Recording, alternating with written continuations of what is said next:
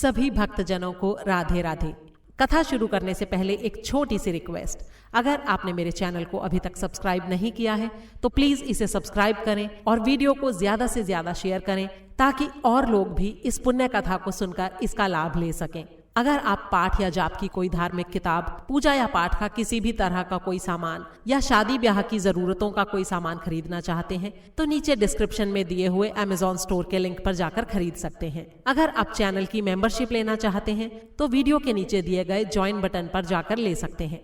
कार्तिक मास की सारी कहानियों को एक साथ एक ही वीडियो में सुनने के लिए ऊपर आई बटन पर क्लिक करें। कार्तिक के महीने में विशेष फल देने वाली माँ लक्ष्मी जी की कहानी और विष्णु सहस्त्र नाम सुनने के लिए भी ऊपर आई बटन पर क्लिक करें। तो शुरू करते हैं आज की कथा। कार्तिक मास महात्म्य 23वां अध्याय। नैमिषारण्य तीर्थ में सूत जी से इतनी कथाएं सुनने के बाद ऋषि मुनियों ने निवेदन किया, हे सूत जी, अब आप कृपा करके भगवान के चरणों से उत्पन्न हुई गंगा जी का महात्म्य सुनाइए। तब सूत जी बोले, हे ऋषियों, इस संबंध में नारद मुनि ने जो कुछ राजा पृथु से कहा था वही मैं तुमको सुनाता हूँ, ध्यान लगाकर सुनो। सारे देवताओं और दैत्यों को उत्पन्न करने वाले महर्षि कश्यप जी की 2 पत्नियां थीं। एक पत्नी का नाम अदिति था और दूसरी का दिति। अदिति के पुत्र देवता कहलाए और दिति से दैत्यों की उत्पत्ति हुई। भाई होते हुए भी देवताओं तथा दैत्यों में जन्म से ही परस्पर शत्रुता चली आ रही थी। समय बीतने के साथ प्रहलाद का पौत्र और विरोचन का पुत्र दैत्यराज बलि दैत्यों का राजा बना। उसकी सेना अत्यंत विशाल थी। सारी पृथ्वी पर विजय प्राप्त करने के बाद उसने स्वर्ग पर अधिकार जमाने के लिए देवताओं पर चढ़ाई कर दी।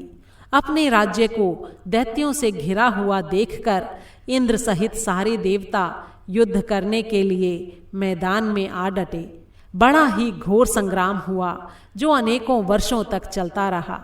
जब देवताओं ने देखा कि दैत्यों की शक्ति में कोई कमी नहीं आई है और वे लगातार आगे बढ़ रहे हैं तो देवता मैदान छोड़कर भाग खड़े हुए।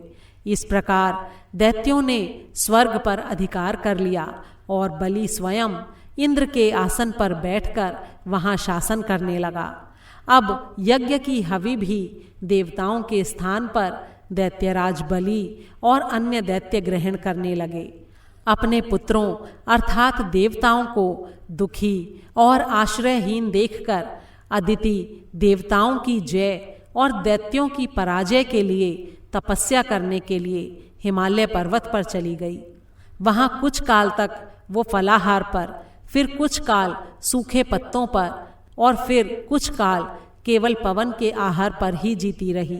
फिर पैर के पंजों पर खड़ी होकर भगवान का तप करने लगी। इस प्रकार अदिति ने 1000 वर्ष तक बड़ा ही उग्र तप किया। दिति के पुत्र मायावी राक्षस उसके इस घोर तप से चिंतित हो गए और राक्षसी माया द्वारा देवताओं का रूप धारण करके वो अदिति के पास आकर उससे बोले, हे माता, हमारे लिए आप इतना घोर तप क्यों कर रही हैं? आत्मघात करना सभी शास्त्रों में पाप बताया गया है। हम आपका ये दुख सहन नहीं कर सकते। कोई भी पुत्र अपनी माता से विमुख नहीं हो सकता और ना ही अपनी माता को दुखी देखकर सुखी रह सकता है। हे माता जी, शास्त्रों में कहा गया है कि जिसके घर में कल्याणकारिणी माता नहीं और प्रिय बोलने वाली पतिव्रता स्त्री नहीं है उसका जीवन निरर्थक है। इसलिए आप अपना तप छोड़कर हमारे साथ चलिए और हम पुत्रों को सुखी कीजिए। मायावी दैत्यों के इस प्रकार कहने पर भी अदिति अपनी समाधि से विचलित नहीं हुई। तब उन्होंने अदिति को मार डालने का निश्चय किया। इस कुकृत्य के लिए दैत्यों ने उस पूरे वन में आग लगा दी जिसमें अदिति तप कर रही थी। भगवान की कृपा से उस अग्नि द्वारा अदिति को किसी प्रकार की हानि नहीं पहुंची, यहाँ तक कि उसे इस अग्नि का पता तक नहीं चला। भगवान का सुदर्शन चक्र अदिति की रक्षा करता रहा और सभी दैत्य स्वयं ही उस अग्नि में जलकर भस्म हो गए। इस प्रकार देवताओं का फिर से स्वर्ग पर अधिकार हो गया। बोल श्री विष्णु भगवान की जय। 23वां अध्याय समाप्त हुआ।